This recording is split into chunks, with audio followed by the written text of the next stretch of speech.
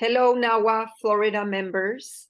Today is April 19th, 2023, and we are very proud to have Randy Globus. She is an amazing artist. Now she's focusing on the avatars, as she will let us know, but I will brief description of her biography.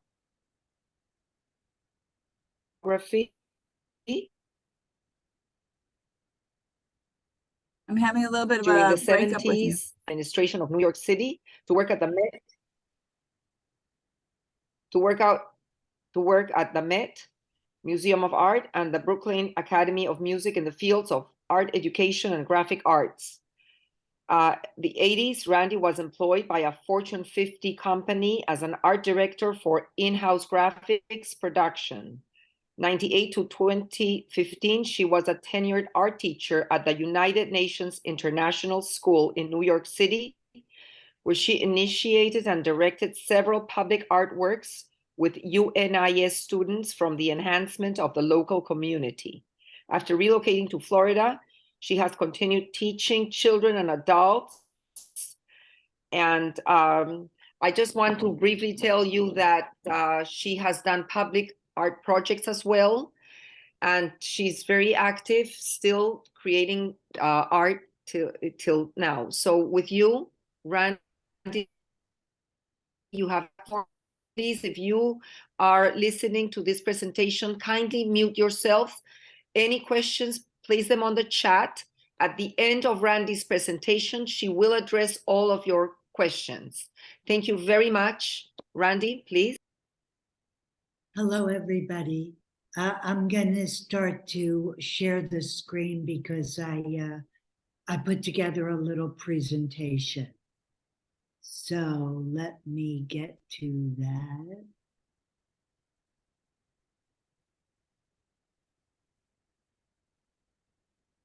I don't see it. Okay, take a look on when you hit share screen. Yeah. Should be able to open and click on the image of the presentation. Should be on your screen. But it's not showing me. Let me see if I close that. Let me move this thing here. It's not showing me my desktop. Annabelle, can you kind of guide her through it? I think you have a Mac, right? Yeah. Okay. You have to unmute yourself. Oh, sorry, on the bottom of the screen, there is a little button that says, oh my God, I got into share and I want to cancel out, sorry. On the bottom, it says share. So that's what you want to do. Now I want to close this. I'm sorry, I opened it unwantingly. I opened mine. So on the bottom in the middle, it says share screen. So that's what I'm doing now, and I have to exit that.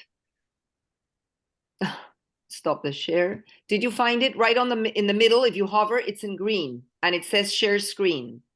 You'll see you should see the whole desktop. Click in the rectangle in the middle. There's an arrow. That's where you can click. No, I clicked that, but when it came to share my screen. Okay, I'm seeing your screen right now. Click on now a presentation. Yeah, click on now presentation in blue. It's highlighted in blue. Double click it. Just open it. Click it to open. No, on top, there, on top. Double click it. Double click it to open. There you go. Now opening now. We're there good. You go. We're on our way. It should open soon.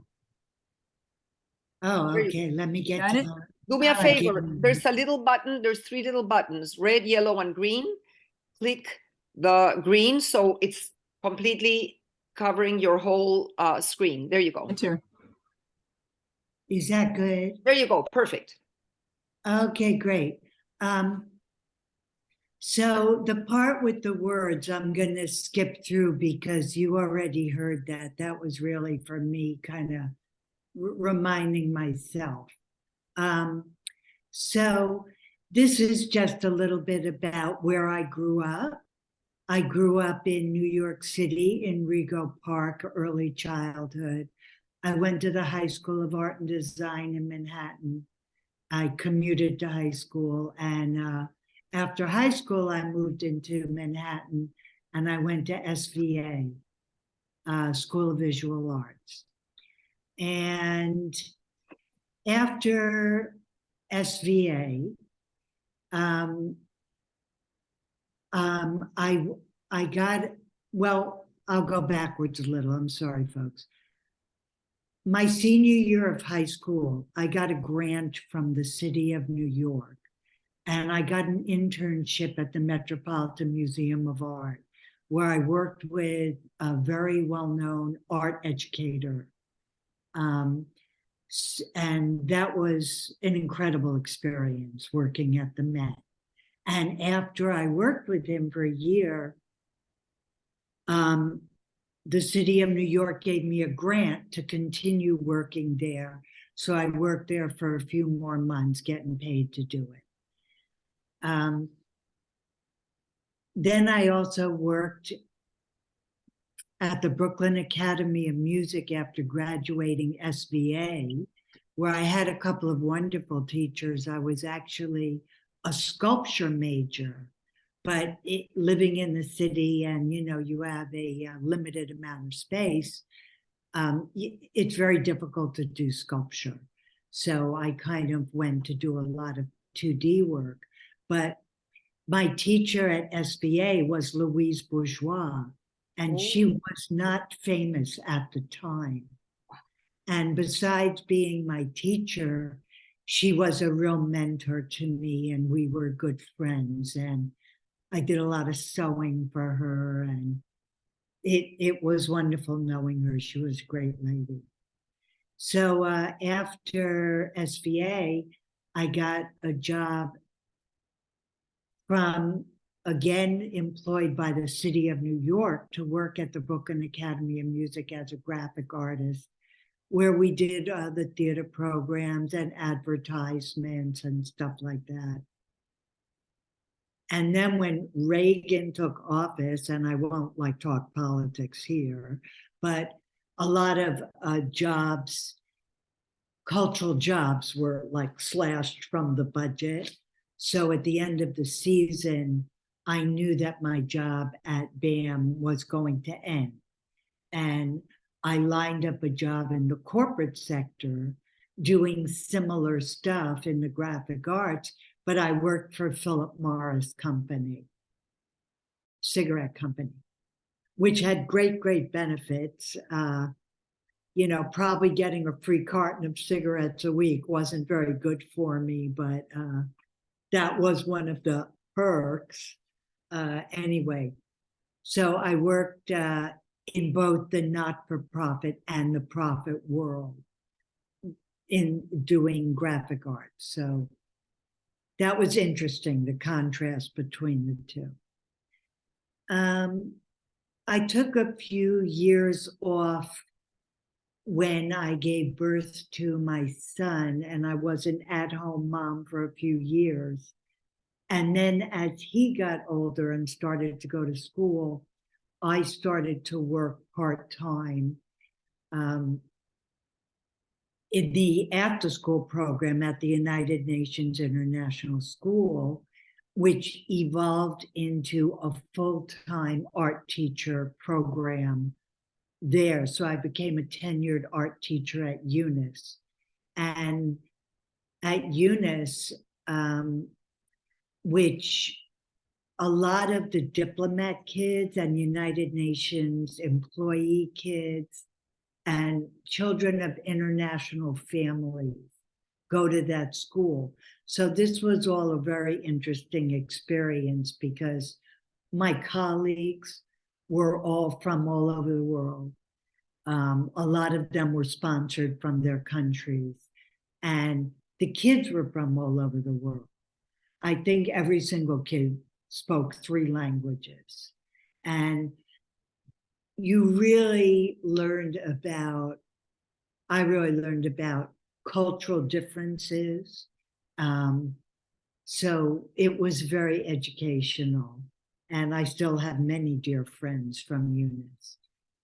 we did some public art projects with the kids. I initiated, and here's one. This is me bending down here. We did, this was an environmental project that was sponsored by, I forget the name of the organization, but they sponsored it. It's by the East River. And it was about the ecosystems in the East River. And it had to do with the wildlife in the East River. And here, these are me working with students painting the mural. And we used environmentally friendly paint.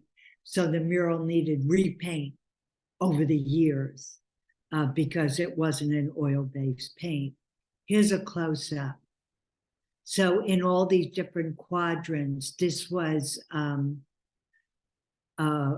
bird life, and then we had insect life and life in the river, and what was the rodents? The other one was rodents. And the labyrinth made it to the National Register of Labyrinths. So we were very proud of that. And that's when we started it. The date isn't on here. I think that we did the first paint in 2003. And the United Nations, this little bubble you're seeing here, that's the roof of UNIS. And the United Nations is about a mile up the road. That's the FDR Drive over here on the left. And here we are doing another public work. This is me when I was like a bit younger. And this installation is in the lobby of the VA hospital on 23rd Street. It was there for many years. And what the kids did, we painted this background. It was about 25 feet long. And the students folded 1,000 cranes. And the kids taught each other to fold the cranes. And then we went over in groups over a period of several days. And that background was like a very dense foam.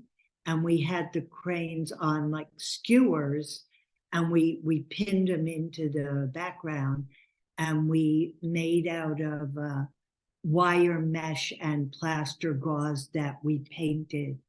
They had a slogan at the VA hospital: the price of freedom is evident here. And it was a wonderful experience because this was in the lobby. So all the veterans would be at the hospital talking to the kids about what the kids were doing and their experiences in fighting in the wars. And there were like older veterans, like veterans from several wars that were there talking to the kids. So it was really important. And like, here's a few of the guys hanging out in front of the mural. Oh, and this mural, this installation, won from the state of New York as a valuable contribution to the arts and humanities. We got this little plaque from the state of New York, and there was a ceremony. It was really, really nice.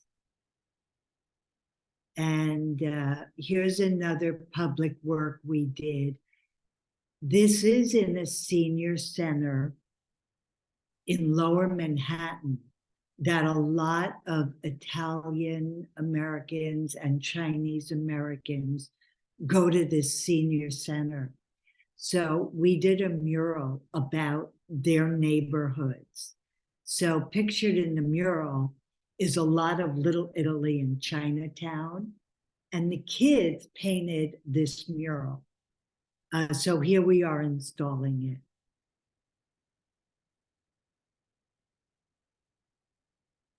So you see some of the images here.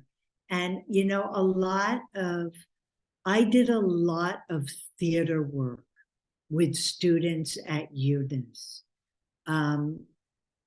because we painted scenery for all the school plays. And it was very important to me that it was doable for the kids. So that's why I use this style of sort of using these bold outlines and just doing this color fill. Because, you know, I wanted them to do it. I wanted them to own it. So we did it in a style that, you know, would be fun and look good, but it's also looking a little cartoony because most of the kids that I had were usually around middle school age, sometimes a little younger, sometimes a little older, but basically middle school, which was an experience in itself, a very fun experience, like challenging and fun. So here they are, they're very proud of their work here. And this was another project we did where we made toys for children in shelters. So here's some of my 8th graders who are now all like graduated college. They were made toys for kids. And what does this say? Oh, this is me talking about my influences. So you don't need to look at words. I'll go over here. When I really looked back on what influenced me, like I think at first what comes to mind is you think of artists that influence you. You know, I think of Vermeer and Andrew Wyeth and, you know, Degas and like all these wonderful artists. But then when I really, really thought about it, I thought my earliest influence that really inspired me throughout my life is this lady right here and what she did. Because this whole thing she created this little character, which was a sock. She's talking with a sock. And the sock was sort of like her inner self talking to herself. And I realized, you know, it's taken me like over 60 years to kind of put this all together, that has been what's been driving me with my artwork for all these years. You know, it takes me a while to process things. So as I've been working on my autobiographical graphic novel, you know, and I think about Shari Lewis and Lamb Chop, and I think about how, like, as an early child, how moved I was by like Pinocchio and how that's always been in my subconscious. And also as a child, I had an incredible phobia about dolls. So I guess I've been trying to work through a lot of this stuff in my artwork. And what have we here? What have we here? Okay, so I'm talking about the self-discovery. One of the things that's been very important to me as an artist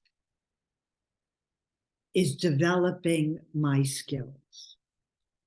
I think skills for me have been very, very important because otherwise I felt like I couldn't do visually what I wanted to do. So I took a very extended course in drawing plaster casts, where you sit in a dark room for hours and hours and hours with a spotlight on a plaster cast, and you draw this thing for weeks and weeks and weeks. And you're doing it like with one pencil. And it really brought my skill level up to be able to do what I wanted to do with my art. So that's why I'm talking about skills. Now, I have a little video here that I'm going to show next. It's 14 minutes long because some of my pieces are very large scale watercolors, and that's very unusual to do with watercolor, a really large painting. So I thought you guys might be interested in how I do that. So I'm gonna show it, okay? I hope that you guys don't get bored watching. Wait, Randy, is What?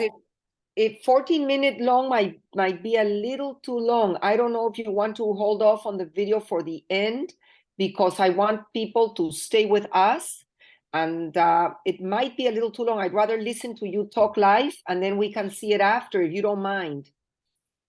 I Unless don't mind everybody if you wants think. no, I prefer if you just continue with your presentation and we'll watch the video later.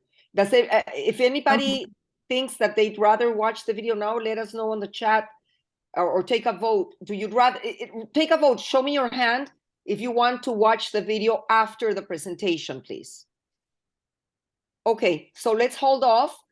And Okay. let's continue with your presentation. That is wonderful so far. At the very end, whoever wants to, has the time to stay longer, we will. But let's continue, please. You're doing beautifully. Thank you. Sure. So, you know, my work's been a real evolution, and I did a series of paintings. Like, there's always a theme to the reason I do a series of paintings. And this series of paintings about these carousel horses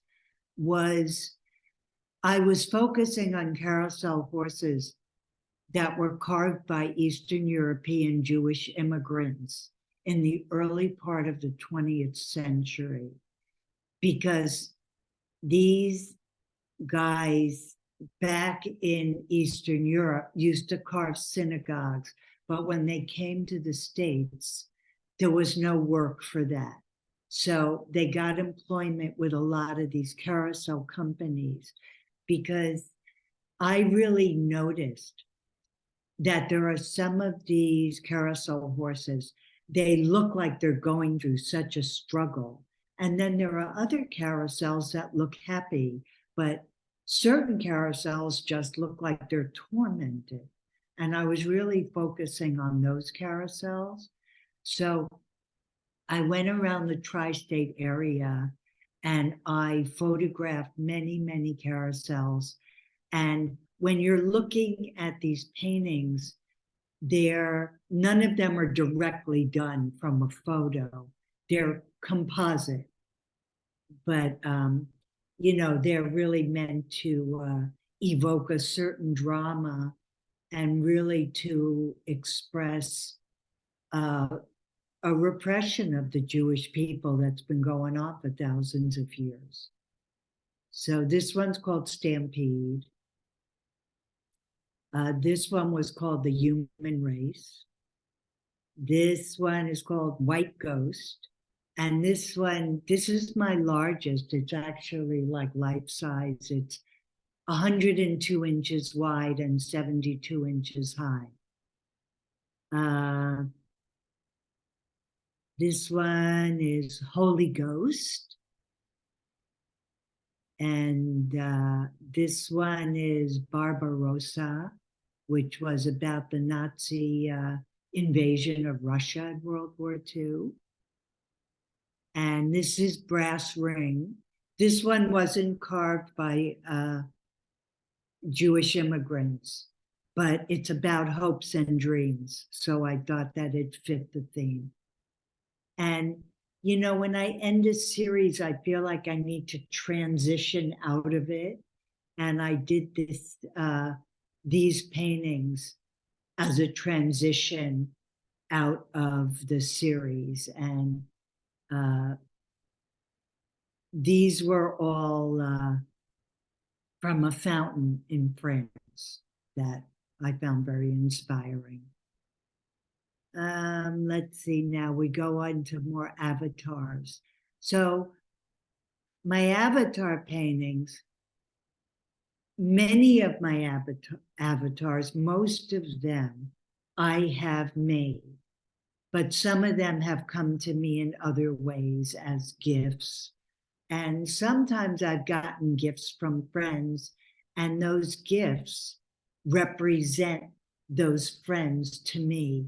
You know, like we all have sort of little tchotchkes at home that, you know, somebody gave you, and every time you look at it, you think, oh, you know, so-and-so gave this to me, and you think of that person.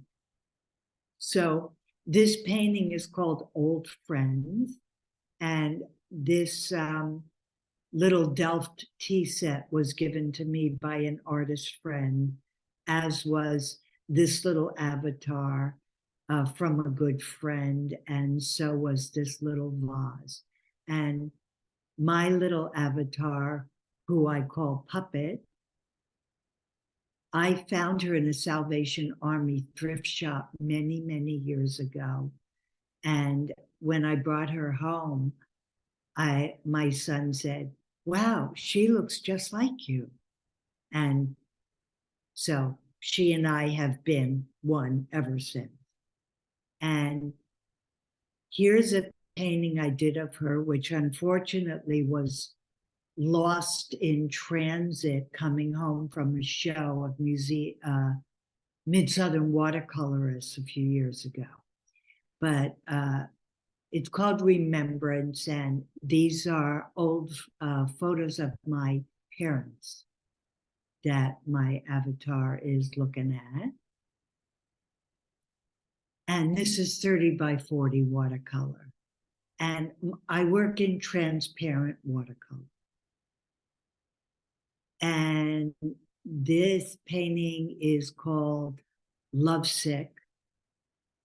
And I came to Florida to help care for a loved one that I was worried about. I was worried about their health. And that's what this painting is about, called Lovesick. And sometimes I have more than one avatar for a person, because as we all know, there are many sides to our personalities and to our, you know, we're all yin and yang and good and bad, and, you know, we're all made of many things. So sometimes I'll have an avatar, I'll have many avatars to represent someone, depending on the mood. So this is kind of a little curmudgeon-y character. Now, this avatar was one I made of my deceased husband, and I made it from his clothes. And he was an artist, and he was a cigar smoker. That's comes apart with Velcro, and the sunglasses also come off with Velcro. So, you know, this was kind of cathartic for me, because I had to do something after he died, and creating this character, which was kind of amazing because it looks just like him. And it was good for me to do it. I enjoyed doing it. I felt very connected. And here he is with his identical twin brother, who does a lot. The brother's still alive. And the brother does a lot of cultural liaison with Japan. So that's why all this Japanese stuff is on the brother's clothes. And here is the husband with his dog, Jake, which now Jake is still alive, even though my husband's deceased. And he's living with my son, but he lives with me sometimes part-time. And here are some paintings I did, going through the process of losing, Rick was my husband.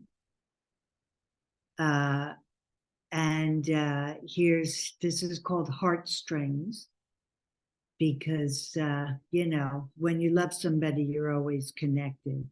Even when you're divorced, you're connected, you know, that stuff has nothing to do with divorce. You know, life's complicated. And here's, this is an avatar of my son. And this one is called Father. So that's Rick and Morty.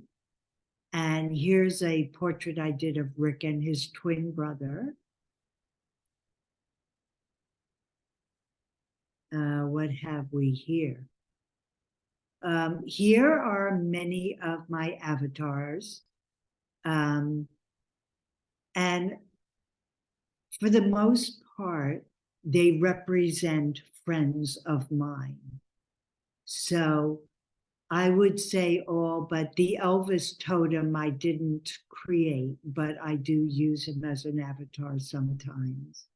And the Mr. Potato Head I didn't create, and this little character I didn't, but all, and the coconut head I didn't, but the rest of them I did.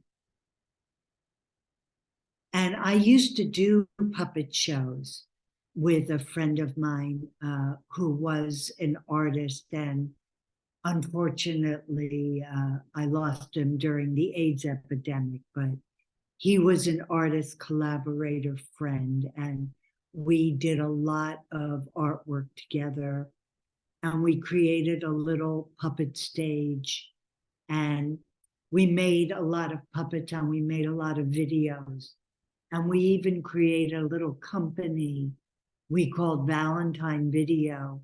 This was in the day before the internet. So if somebody wanted a video made to give as a gift to somebody or as a promotional material for their company, we would make videos for people. So that was what that's about. And here's a painting I did of my avatars called Refugees, about, you know, just how we are all, there are so many refugees in the world coming from all over, going to different places. We're all from different cultures.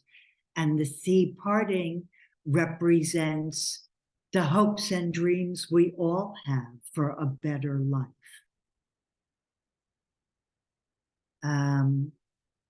So here is the avatars I made of my son and his wife. And they're stuffed with cotton because I made that.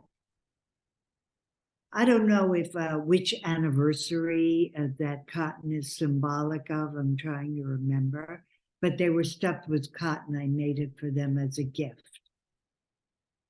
And I also created an armature. So I had, and with plasticine over, you know, all these other materials, because I wanted to cast it in fiberglass and do a limited edition.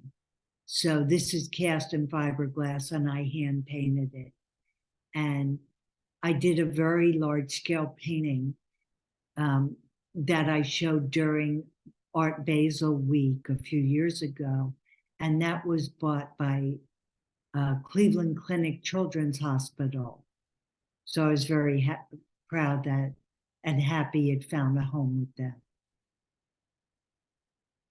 And here is an avatar of Jake, the dog.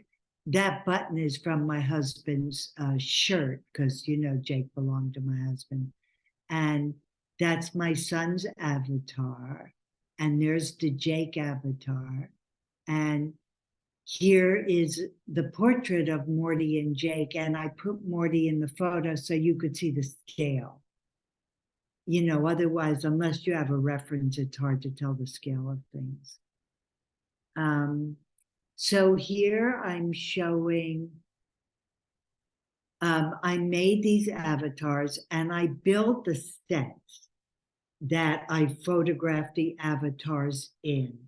So the sets are kind of like a diorama or a stage set. And I photographed them in different ways with different lighting. I take, hundreds of photos. And that's how I come up with compositions for painting.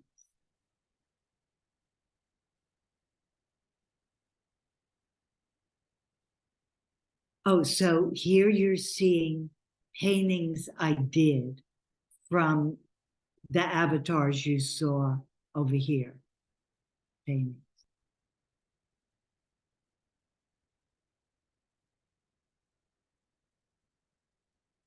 And what I wanted to do, because I've really been very interested in sequential art, because I kind of felt like I couldn't say all I wanted to say in one painting. So I started making paintings in sequence. So this is a series of paintings, and I wanted it to look like a giant page of a comic book or a graphic novel. And I mean, graphic novel is just like a more sophisticated way of saying comic book. And I think Art Spiegelman, he got comic books to be considered fine art with Mouse. And when when MoMA gave him a show. And there have been several artists over the last 20, 30 years that have really elevated the art of the comic book to be much more respected. And that's something that I am really seeking to do with my work now. And I'm trying to combine my fine art watercolor skill with my graphic novel storytelling ideas. And here's a painting I did where I am sort of exploring what drives me. Because these characters, they don't necessarily represent my parents or particular people in my life, but they're really representing what drives me. And a lot of what drives me is what haunts me. And what haunts you isn't always a bad thing. It's just sort of, we're an accumulation of stuff that's happened to us over a lifetime. And I think that that's what they are more representative of. And, I'm not, because I think that we are all, I think life is very yin and yang. A lot of wonderful stuff happens and a lot of terrible stuff happens. And I think that that is life. And I think that that's like a contrast that we're always living with and something that we all need to deal with all the time.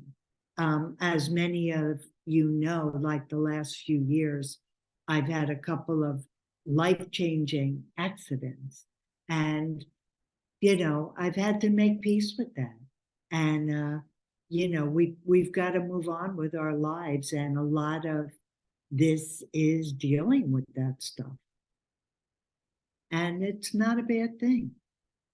So, so here's an avatar of my Aunt Rena. I actually have her right here with me, with her New York Times.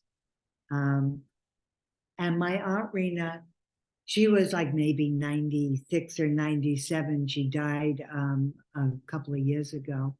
And I had a very interesting relationship with her because I'm very much of like a Reformed Jew. Like I very much feel Jewish in my traditions, and I feel very, very connected to Jews as a culture. You know, I feel it's in my DNA. But my Aunt Rena, she was Orthodox, and I learned a lot from her. We spent a lot of time together. We had a lot of great conversations, and it was a very big loss for me. Like it was a very special relationship. So I made the Aunt Rena avatar after she passed away. Her son asked me if I wanted anything of hers to remember her by. And I asked him for a couple of her house coats because she always wore these house coats. So I made her from her house coats. And here are some paintings I did of Aunt Rena. And she was a real lefty. And here we are, like whenever I got up to New York, she was the first person I contacted because she lived down in Peter Cooper Stuyvesant Town. Because, you know, she was really old. So I kind of felt like, well, if I don't go see her now, I may not get another chance. So I always called her. So here we are setting up a little phone date. And here I created a couple of sets. And these are photos of our avatars in the set. This was her kitchen, because I would always, whenever I went to her house, I would bring lunch, but I always brought a little salad because she had like a very like Orthodox diet, and I was like a little nervous about, I didn't want to bring the wrong thing or whatever. So I always just brought my own stuff. And she made like instant coffee, and we drank instant coffee. And so that's her kitchen. And here's her living room. And when I make this stuff, what's the word for it? MacGyver. I MacGyver all of it. So like all the stuff you see is made out of junk, like sitting around my house. Like maybe it's cardboard, maybe it was a piece of packing foam that came in a box from Amazon. You know, it could be old cut up clothing, but I just kind of MacGyver it. And I have a lot of fun just making stuff out of stuff around my house. I always think like, oh, I can use this.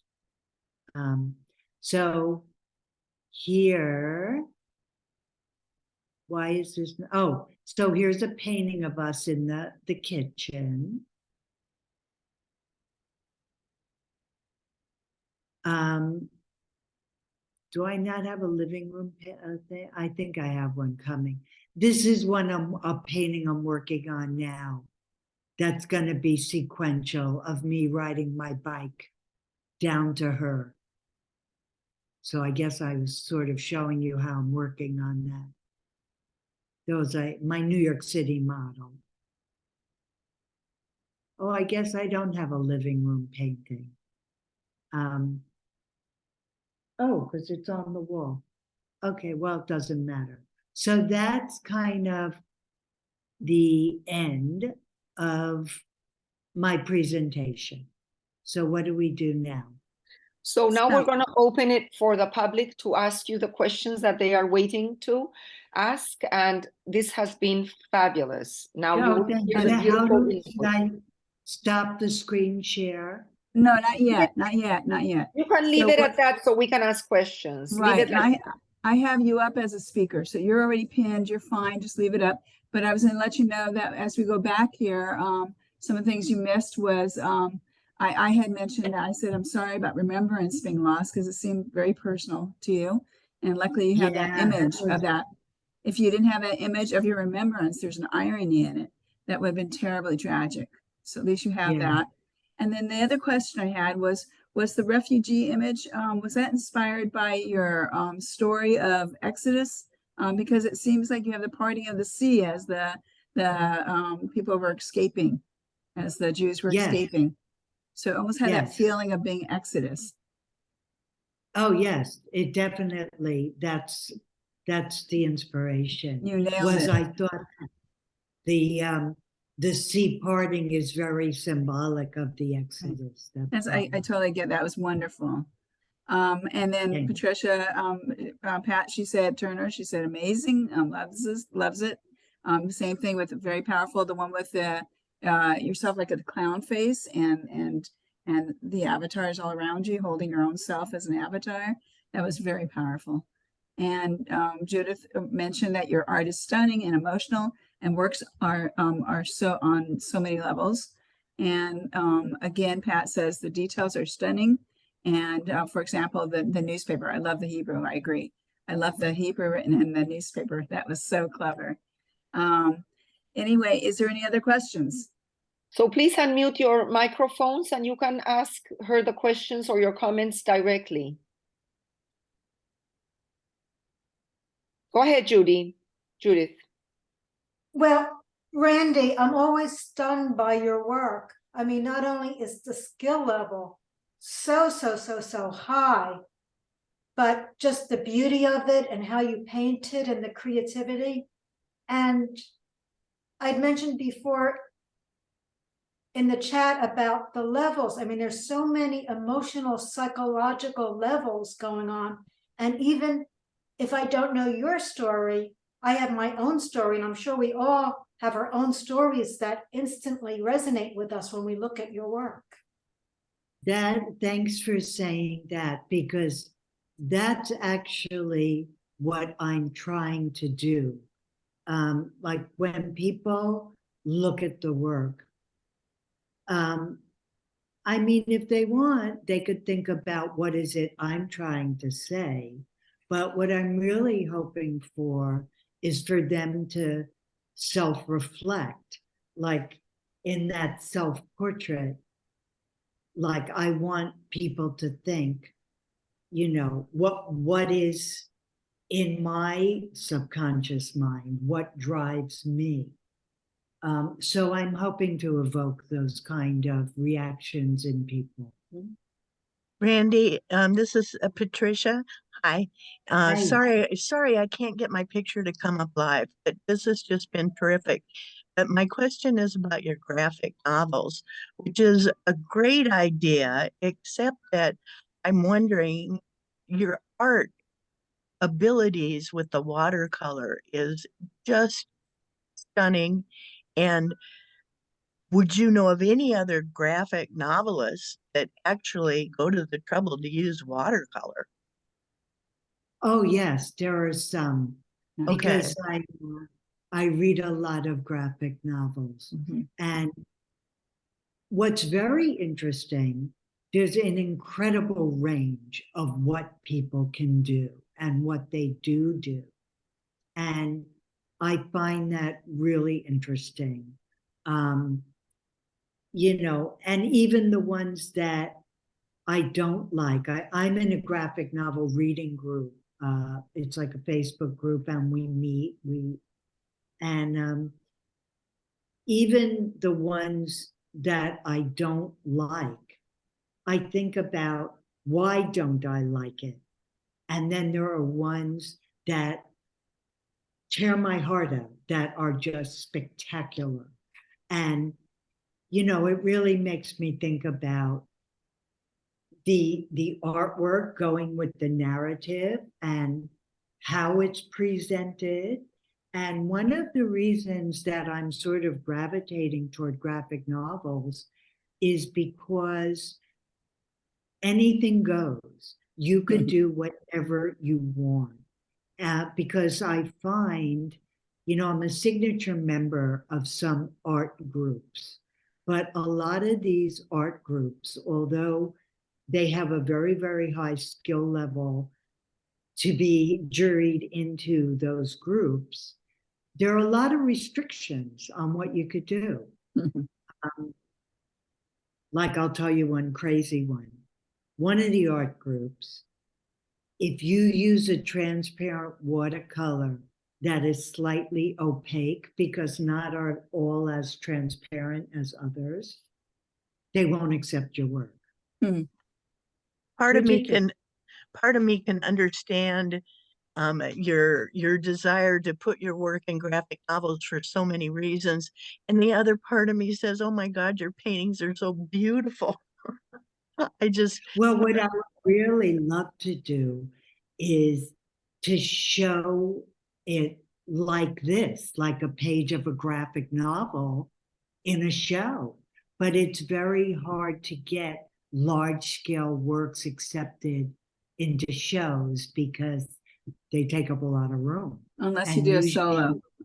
That's what the solo shows are for. You need Yeah. to start showing it to get the solos. Yeah, well, that is going to go to Art Center Sarasota. And it may not be stacked like this because what I'm gonna cut them apart, like I may put them linear so they can still read sequentially. But that might be a good presentation. it would. And sometimes, like, there are more paintings in the sequence than you're seeing here. I edited it. And sometimes I'll frame individual panels and I'll put them in shows. So, there's advantages and disadvantages to doing it. But I do like the sequence because you're dealing with the element of time. And this is something that fascinates me about film. Like when I watch a movie, sometimes I say to myself, wow, 100 years went by and we watched that in like an hour and a half. So that whole element of time and shifting back and forth through time, or how much time could go by, I would like to incorporate that in my work. And the only way to do that is to do something sequential. I understand that. Congratulations on your show at Art Center Sarasota. I dearly hope that one day you find a museum like Sarasota Art Museum that's huge, where you could put your actual watercolors, as large as they are, in the same sequential idea that you have for your graphic arts. That's my wish for you. Thank you. Thanks. Well, you know what we say, from your mouth to God's ears. I also love, maybe I'm a little bit superstitious, but I love the fact that you used an element like your aunt's clothing to create her avatar. It's kind of like some people would say it like voodoo, but it's actually kind of like holding the energy or the spirit of the person. Okay. And what's- it's like I have a question. it kind of gives that spirit. He holds on to that spirit of the person. I think it's beautifully done. Oh, thank you. Randy, I have a question for you. I unfortunately have never seen your work in person. So going back to watercolor, is this on large paper or is it on canvas? Or can you tell me a little more about the technical aspects of your work? Actually, is that in the video? We can play the video now. You said, right? Isn't that the whole point of the video? Yeah. So if you play the video, maybe we can learn a little bit more about the technique. That would be great. Okay. It's on your 12th slide. Here it is. Oh, there it is. Okay.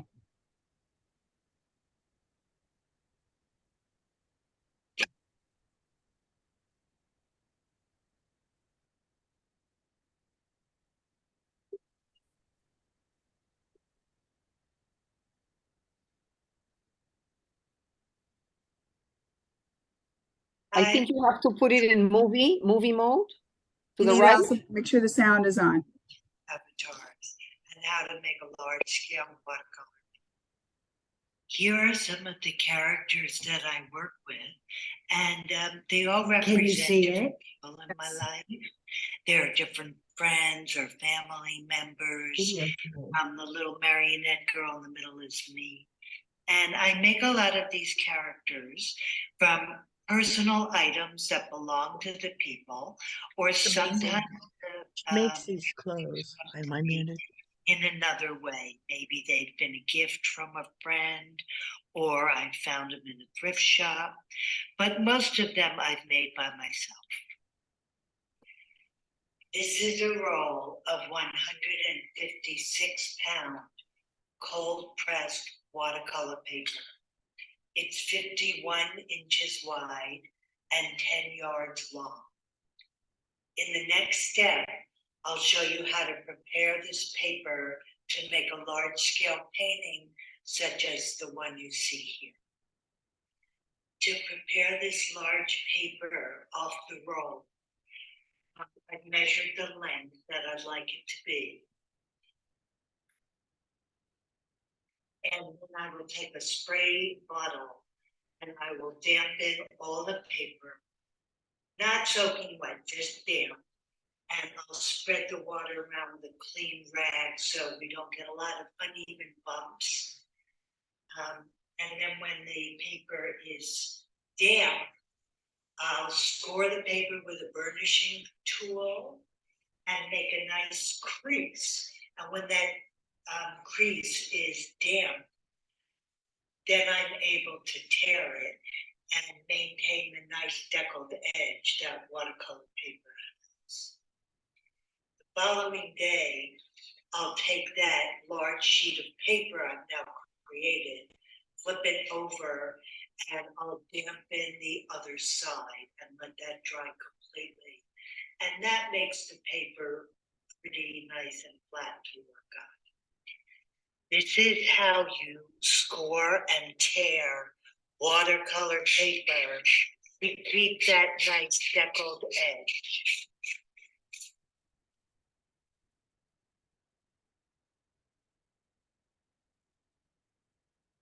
Burnishing tool, but I guess you could use any kind of a blunt pointed tool. Okay, I have a pencil line there. I'm putting a nice crease with the burnishing tool.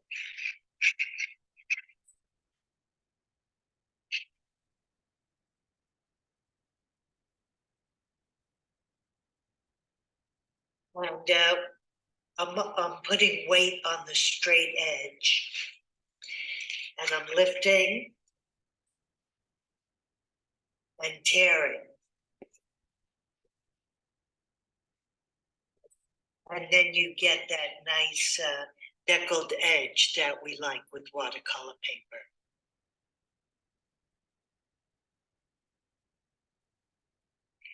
My work is very content driven.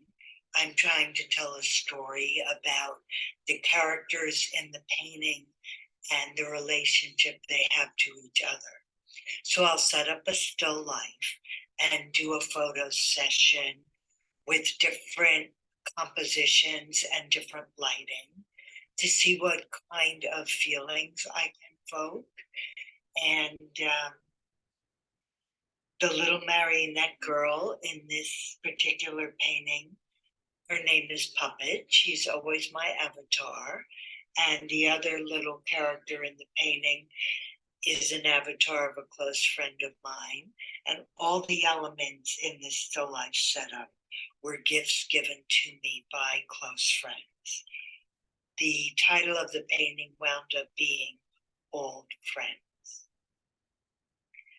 Now that I've selected an image from the photo session I did with the still life characters, I'm going to project this image onto the large sheet of paper that I made.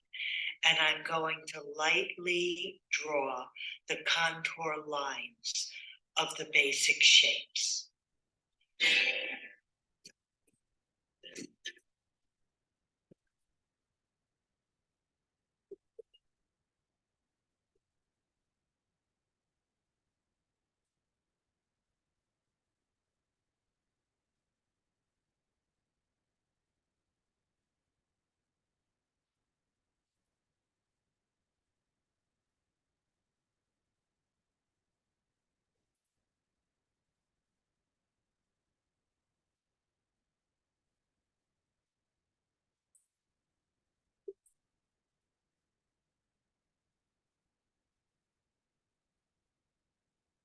Just for the purpose of clarification, this is the finished painting that I'm recreating the process of, so you could see how I've come to make this.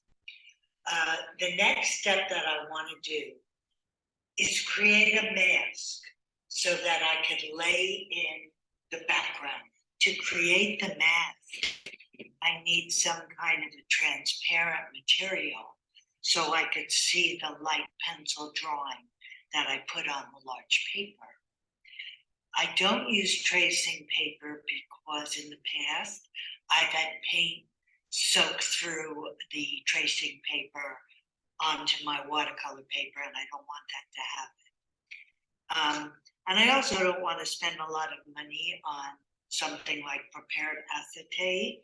So I may take a clear recycling bag, like one of these, and I'll cut it open so that I'll just create like a big, thin sheet of transparent, waterproof material. Sometimes on a large piece such as this, I may tape a couple of bags together to make a very, very large mask. You'll want to tape down the plastic because you don't want it to move, then your mask won't line up. And you need to use a waterproof pen when you're going over the lines to indicate the part you want to mask.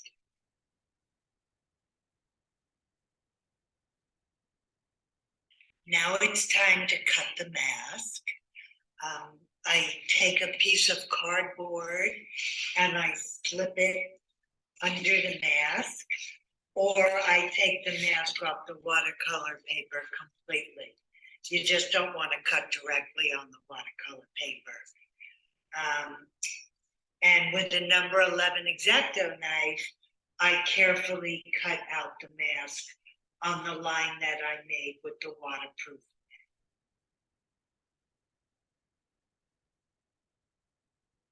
Now it's time for me to make some decisions about the background. The mask is ready, the paper is ready. What I'm thinking about most is value. I work from dark to light, and I work from background to foreground. I save the most important focal point of the painting for last. Because everything exists in relation to everything else. I want to have a very dark value in the background because I want a full range of values. Then I have much more depth and form to play with. And I also want to direct the light in the background to my focal point. So value is very important. The other thing I think about is, do I want a warm or a cool or a neutral color in the background? So those are considerations, but my most important consideration is value, because if the value is right, everything else is gonna feel. So here we are, we've got the mask on the paper. I'm working on the floor. I want to weigh down the edges of the mask. And I call these penny weights, although they're not penny weights, because penny weights are actually 1.6 pennies. But you know, everybody has a bunch of pennies around, so they kind of act like good weights for my mask. And I don't use tape to weigh down the edges of my mask, because for me that would be a disaster waiting to happen. So I just put pennies all around the edges of the mask to hold it. For this particular painting, I sprayed the background, and I work with a professional grade transparent watercolors that come in tubes. The pigments are much more permanent and much more saturated than the lesser quality watercolors. So I spray this background completely, and I only go in the direction heading out from the mask. And you've got to let this stuff dry overnight. And then sometimes I go in with a brush and spread it around, or a rag or a sponge, but I'll cover this area completely, and that will be my background. Background of this particular painting, when the spray was dry, I went in and I re-dampened it a little bit. And then with a clean rag that was damp, I spread the paint around. Now, sometimes I use a big brush like this, or sometimes I use a sponge. It depends on the effect that I want to get. But I wait until the following day after the paint has dried, because initially the paint is just too wet to work with. So the next day you can make it kind of as wet as you want it to be to create different values in the background with a sponge or a brush or a rag. You kind of see what kind of effects you'd like to get.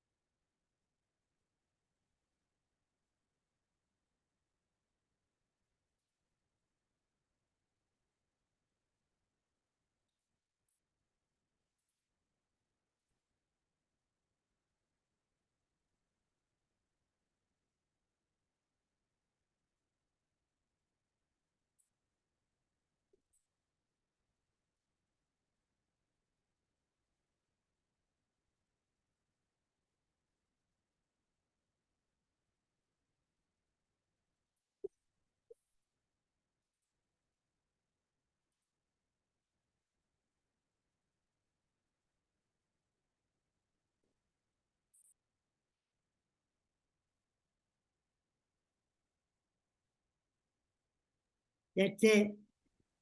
That is wonderful. So did you do the same thing with the masking for every portion of that, or was that just for the background? I only masked the background. And the For rest that was by paint. brush? Yeah. Wonderful. Yeah, no, I usually only create a mask for a large area. And sometimes if there's real detail, like a lot of times when puppets in my paintings, I'll use a little masking fluid for her strings so that I can paint and keep her strings white, because with watercolor, your whitest white is the white of the paper. It's kind of the reverse of what you would do with an opaque paint. Judith was asking about whether or not we're going to make this public. What I do is I put this on YouTube recording. But if you want me to make it public, that's up to the speaker, the presenter. Generally, it's sent out with an invitation to the NAWAFL Florida members. That's strictly up to Randy, if she wants it public or by invitation only. Oh, you can make it public.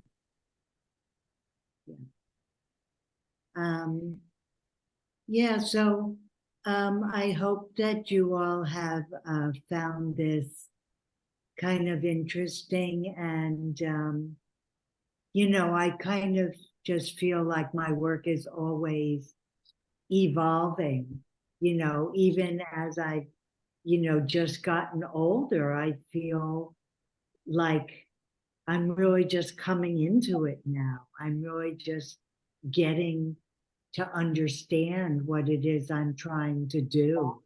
It only took me like over 60 years to get there. Well, I have a comment. Your two pictures that entered the JCC exhibit this past Sunday are absolutely exquisite. The horses Oh, thank you. and the merry-go-round, they are just brilliant, really brilliant. So There's I so much Thank you. emotion, so much emotion in those They were wonderful, images. absolutely wonderful images. Thank you. Oh, well, thanks. I thought it was a very strong show. Yes. A lot of beautiful pieces at the show. Yes. And well attended. The reception was. Very nice.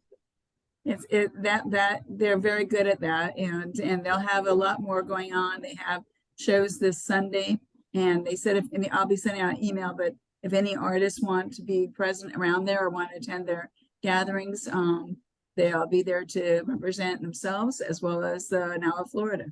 So they have stuff going on all the time. I'm just waiting for the different calendar dates to share with you on that. And Definitely. I'll tell anybody if they're interested. I made that video originally for the Florida Watercolor Society because I was a demonstrating artist, and it was right when COVID hit. So the convention had to go online.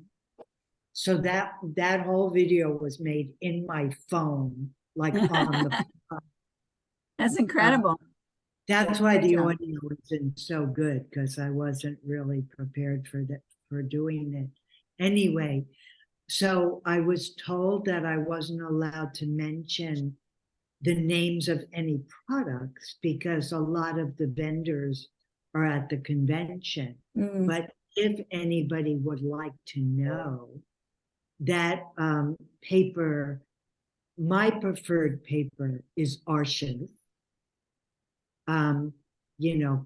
People have different preferences for different types of paper. I like Arshes. Company works best for me. And my preferred watercolors are Winsor Newton, the professional grade, not their student grade. How do you keep them from drying out in the tube? I don't do watercolors that often. Is there a trick to keeping them from getting hard in the tube? Yeah, you either keep them in an airtight jar or in like a Ziploc bag. I put all my tubes in bags. Good.